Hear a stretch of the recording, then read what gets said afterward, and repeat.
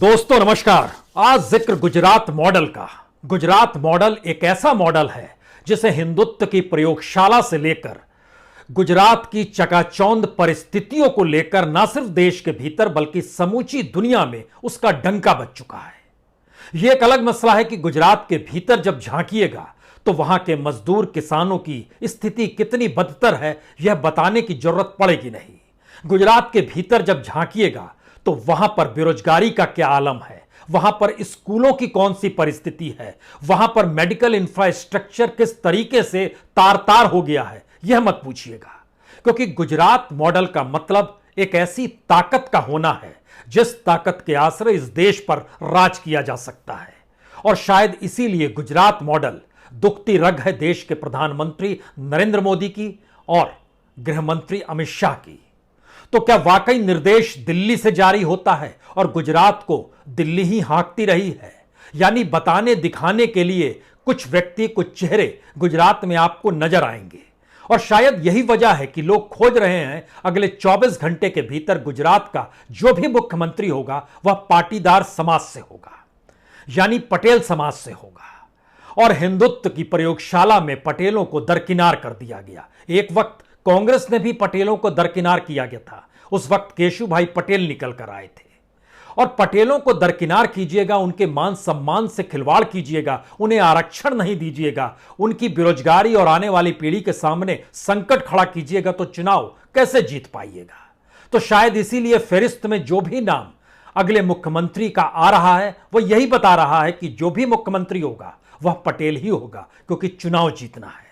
लेकिन क्या वाकई ऐसी स्थिति में बीजेपी गुजरात के भीतर आ चुकी है जहां एक पटेल के मुख्यमंत्री बनते ही वह चुनाव जीत जाएगी, या मामला कुछ और है? कहीं ऐसा तो नहीं है कि इस वक्त ऐसी परिस्थिति में गुजरात के भीतर बीजेपी फंस चुकी है जहां उसे लगता है कि अगर नवंबर दिसंबर तक का इंतजार करेंगे तो फिर मुश्किल होगी, क्यों नहीं चुनाव 6-7 महीने पहले उत्तर प्रदेश और पंजाब के चुनाव के साथ ही करा दिया जाए? यानी यह एक अनुकूल रणनीति होगी। तो क्या वाकई लगभग 7 महीने पहले गुजरात के चुनाव हो जाएंगे और जो शख्स आएगा उसके सामने कोई बड़ी चुनौती नहीं होगी, क्योंकि संभालने वाले तो दिल्ली में बैठे हैं। तो आज बातचीत का जिक्र किस दिशा से किया जाए? दिशा तो यही है कि गुजरात के मुख्यमंत्री दोपहर 11 बजे से लेकर 12 बजे तक, दोपहर ना कहिए सुबह कहिए, प्रधानमंत्री के साथ वर्चुअल मीटिंग में थे, जो कि एक सभा सम्मेलन हो रहा था। उस सभा सम्मेलन में यह वीडियो कॉन्फ्रेंसिंग 1 घंटे तक तकरीबन चली और यह सरदार धाम भवन का उद्घाटन था। सरदार धाम भवन के उद्घाटन के लिए जो लोग बैठे थे उसमें ज्यादातर पाटीदार समाज के ही लोग थे। और 12 बजे वो मीटिंग खत्म हुई और 3 बजे मुख्यमंत्री उठे और राज्यपाल के पास पहुंच गए और अपना इस्तीफा उन्होंने उन्हें सौंप दिया। उस इस्तीफे को कवर करने के लिए भी वहां पर एएनआई यानी समाचार एजेंसी की एक टीम पहुंच गई, यानी उसको भी जानकारी थी। और जो इस्तीफा दिया गया उसके बाद 500 शब्दों का जिक्र जाते हुए मुख्यमंत्री रूपाणी जी ने जो किया वह शब्द भी अनमोल है। क्योंकि जब कोई इस्तीफा देता है और जो बोलता है वो जाहिर है दिल से बोलता है, उसके मन की बात होती है, लेकिन वह भी उन्हें लिखकर भेजा गया था। उस लिखे हुए शब्दों को उन्हें पढ़ना था। उस पढ़े हुए शब्दों के भीतर क्या शब्द थे, हमें लगता है ये जरूर गुजरात की जनता को भी जानना चाहिए कि वह मुख्यमंत्री गुजरात के थे या फिर इस देश के प्रधानमंत्री के वह मुख्यमंत्री थे जो इस वक्त गुजरात में थे। आप कहेंगे इस देश के भीतर में बीजेपी का कोई भी मुख्यमंत्री बनता है तो वो प्रधानमंत्री द्वारा बनाया गया ही होता है, और यह बीते दिनों में नजर भी आया है। हम उस पर आए उससे पहले इस्तीफे के पेशकश जो 500 शब्दों के जरिए मीडिया के सामने उन्होंने रखी, उसमें 5 लाइनों को हमें पढ़ना चाहिए। पहली लाइन में आता है मोदी जी के विशेष मार्गदर्शन में। दूसरी लाइन आती है प्रधानमंत्री जी के नेतृत्व एवं मार्गदर्शन में। तीसरी लाइन आती है प्रधानमंत्री जी का आभार प्रकट करता हूं। चौथी लाइन आती है प्रधानमंत्री जी के नेतृत्व एवं मार्गदर्शन में काम करूंगा। 5वीं लाइन आती है प्रधानमंत्री जी के नेतृत्व में गुजरात को आगे लेकर जाएंगे। तो क्या वाकई प्रधानमंत्री के प्रति औपचारिकता निभाते हुए उन्होंने ये इस्तीफा दिया और सब कुछ पहले से तय था? गुजरात की जनता से कोई सरोकार वहां के मुख्यमंत्री के नहीं थे, और जो शोर शराबा जिस रूप में मच रहा है उसमें हाल में जो स्थानीय निकाय के वहां पर चुनाव आए उसमें बीजेपी को बंपर जीत मिली। अब उसे लग रहा है कि इसे तुरंत बुना ले, क्योंकि अपने तौर पर जो बीजेपी का सर्वे हुआ है उसमें हर कोई कह रहा है अगर आप नवंबर दिसंबर तक का इंतजार करेंगे तो शायद चुनाव आपके लिए बहुत कठिन और मुश्किल हो जाए, क्योंकि हर कोई जानता है कि गुजरात के भीतर में पाटीदार समाज आपसे खुश नहीं है। आपने उसको हाशिए पर ढकेल दिया है। वहां का जो लघु कुटीर उद्योग है उसका बैंड बज चुका है। जो खेती और किसानी है उसकी स्थिति बहुत नाजुक हो चली है, और पाटीदार समाज इसी दो परिस्थितियों के बीच आता है। तीसरी परिस्थिति है जो पाटीदार समाज में नई पीढ़ी है, जो युवा पीढ़ी है, उसके सामने मुश्किल यह है कि अगर वह सोचती भी है कि अगर रोजगार मिल जाए, नौकरी मिल जाए, तो राज्य में रोजगार नहीं है। अगर वह सोचती भी है कि एजुकेशन हासिल करे तो फिर उसके लिए उसके पास एक मोटी पूंजी होनी चाहिए, चाहे वो यूनिवर्सिटी में पढ़ाई करे, चाहे वो डॉक्टरी करे। देश में सबसे ज्यादा महंगी डॉक्टरी की पढ़ाई गुजरात में ही होती है, और ये लोग मानकर चलते हैं कि गुजरातियों की अंटी में बहुत पैसा होता है। लेकिन पाटीदार समाज के भीतर गुस्सा है, और इस गुस्से को हार्दिक पटेल ने अपने तौर पर भुनाया बताया भी, लेकिन उसके बावजूद भी कांग्रेस अपने तौर पर सियासत नहीं कर सकी, तो कांग्रेस हार्दिक पटेल को ही लेकर आ गई।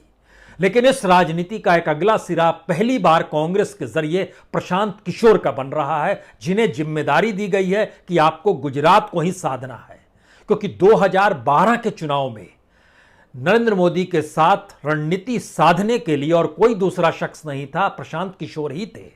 और 2012 के चुनाव जीतने के बाद जब वो तीसरी बार चुनाव जीते तो उसके बाद ही उन्होंने हवा बनानी शुरू की कि इस देश के भीतर में अब वह प्रधानमंत्री पद के दावेदार हैं। कॉरपोरेट को साथ लिया। जो वाइब्रेंट गुजरात की मनोस्थिति 2007 से पैदा हुई थी वह 2012 पर आकर चरम पर थी। और गुजरातियों में कौन कॉरपोरेट से जुड़ा है अब यह बताने की जरूरत नहीं है, और इस वक्त गुजरातियों की पैठ दिल्ली की सत्ता के साथ इस देश में किस तरीके से है यह भी बताने की जरूरत नहीं है। लेकिन इसके मर्म में एक ही बात है, गुजरात किसी भी हालत में गंवाना नहीं है। मुख्यमंत्री का चेहरा बदलकर किसी पाटीदार को देना है तो दे देंगे, चुनाव जल्दी कराने हैं तो करा देंगे, लेकिन इन सब के बीच जो बातें रेड कारपेट तले छुप जाती हैं, वह बातें हैं कि दरअसल अब बीजेपी में कोई डेमोक्रेसी नहीं है, कोई लोकतांत्रिक परिस्थिति नहीं है। बीजेपी अपने तौर पर बार बार कहेगी हम तो संगठन से चलते हैं, हम चेहरों से कहां चलते हैं। तो फिर संगठन से चलते हैं तो चेहरा क्यों बदल रहे हैं, यह भी सवाल है।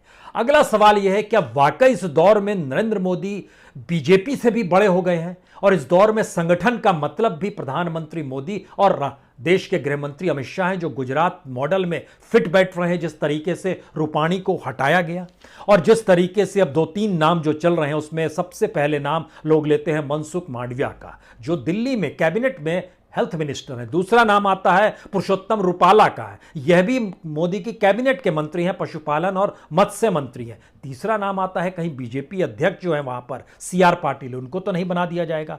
चौथा नाम आता है डिप्टी CM को तो आप CM नहीं बनाएंगे, जो नितिन पटेल हैं। पांचवा नाम आता है एक प्रफुल्ल पटेल करके भी हैं, उनको तो आप नहीं बना देंगे। यानी पूरी फहरिस्त देखिए तो पाटीदार है। और गुजरात का एक सच तो है, जिस वक्त कांग्रेस की सत्ता थी उस समय उन्होंने महत्व दिया हुआ था वहां पर पाटीदार समाज को, और उस फेरिस्त को जब आप पलटना शुरू कीजिएगा तो बहुत सारे नाम आपके जहन में उस दौर के भी निकल कर आएंगे। चाहे आपको चीमन भाई पटेल याद आ जाए, उस दौर में अलग अलग नामों के जरिए जब आप चीजों को परखना शुरू करेंगे तो एक बात जहन में आएगी आपके कि आनंदीबेन पटेल के बाद रूपाणी को क्यों लेकर आया गया। और ये चेक एंड बैलेंस करने की स्थिति में क्या मोदी और अमित शाह, यानी नरेंद्र मोदी और अमित शाह के बीच जो तालमेल की परिस्थिति थी उसे ही रूपाणी अपने तरीके से ढाल रहे थे। और माना जाता है कि रूपाणी क्या वाकई अमित शाह के करीब थे, और अमित शाह ने जब अपना एक प्यादा गिराया है तो आने वाले वक्त में वो बड़े कद के साथ सामने खड़े होंगे। और यह शहमात का खेल भी खेला जा रहा है क्या? हो सकता है दबी जवान में कहें तो शायद ये सियासत चल रही है। लेकिन इन सब के बीच जब आप पटेलों की परिस्थितियों को देखेंगे, गुजरात के भीतर में, उसके बाद 3 सवाल आपके जहन में तुरंत आएंगे, जिसका जिक्र हमने ऑर्गेनाइजेशनल और डेमोक्रेटिक सेटअप को लेकर किया। इस दौर में ध्यान दीजिए कितने मुख्यमंत्री बदले गए। रूपाणी आपके सामने है। याद कीजिए कर्नाटक में येदियुरप्पा को कैसे अलग किया गया। कर्नाटक से नहीं, दिल्ली से आवाज गई थी। उत्तराखंड में 1 महीने, जुलाई के महीने में 2 मुख्यमंत्री बदल दिए गए। त्रिवेंद्र सिंह रावत हटे, उनकी जगह तीरथ सिंह आए, उनको भी हटा दिया गया। यह सब कुछ हो रहा है। और इसमें ध्यान दीजिए, इससे पहले जो मुख्यमंत्री बनते रहे, मनोहर लाल खट्टर का नाम कैसे आया था आपके जहन में होगा। झारखंड में शुरू में रघुवर दास का नाम कैसे आया था आपके जहन में। यह भी होगा कि महाराष्ट्र में देवेंद्र फडणवीस का नाम कहां से निकल कर आया था। नितिन गडकरी को कौन काउंटर कर सकता है। यानी सियासत ऐसी साधी जाए जिस सियासत को साधते वक्त यह महसूस ना हो कि दरअसल डोर कहीं और है, लेकिन डोर कहीं और है और वही सियासत साधे और खुल्लम खुल्ला बताने लगे, तो इसका मतलब है कि स्ट्रक्चर अब बहुत साफ बीजेपी के भीतर भी हो गया है और गुजरात को लेकर भी हो गया है। क्योंकि जिन नामों पर जोर किया जा रहा है, उन नामों के मद्देनजर गुजरात की 4 स्थितियां एक साथ समझनी होंगी। खासतौर से कोविड काल के दौर में जो कुछ वहां के लोगों ने देखा और मौतों को भी जिस तरीके से छुपाया गया, वह भी निकल कर आ गया। जो certificates, death certificate district wise जारी होते हैं, उस आंकड़े ने बताया कि जितनी संख्या बताई जा रही थी उससे लगभग 10 गुना ज्यादा मौत हुई थी। दूसरी स्थिति थी जो अस्पतालों की परिस्थिति थी। तीसरी स्थिति निकल कर आई इस दौर में स्कूलों की क्या स्थिति है। इस गुजरात मॉडल का अनूठा सच यहां की बेरोजगारी की स्थिति भी है, जिसे और कोई नहीं, पाटीदार समाज से जुड़ी नए पीढ़ी के नए बच्चे लगातार भोग रहे हैं।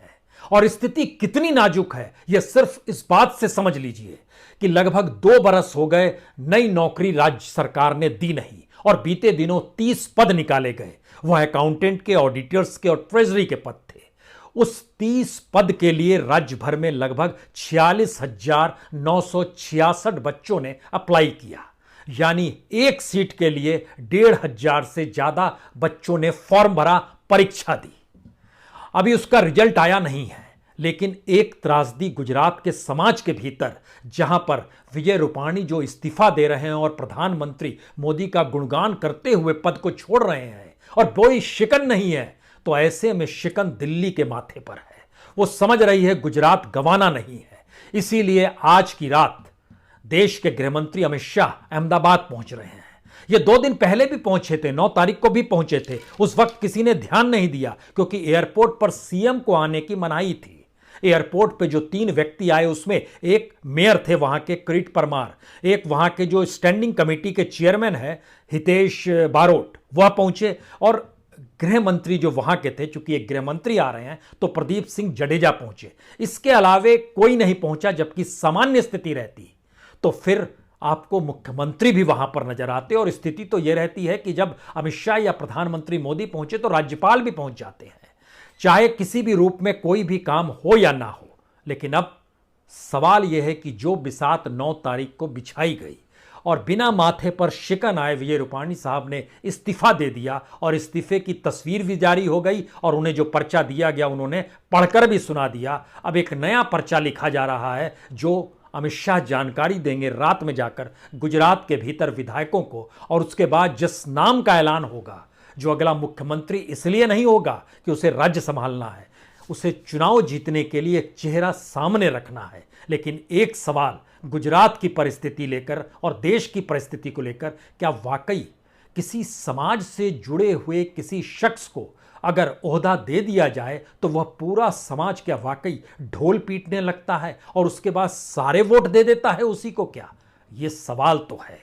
इस देश में जातीय राजनीति के भीतर गुजरात भी एक अपने आप का मॉडल है जो पाटीदार समाज के जरिए एक वक्त हार्दिक पटेल ने जीवित किया। अब उसकी फसल कौन काटेगा, सवाल यह भी हो चला है। बहुत बहुत शुक्रिया, बहुत बहुत शुक्रिया।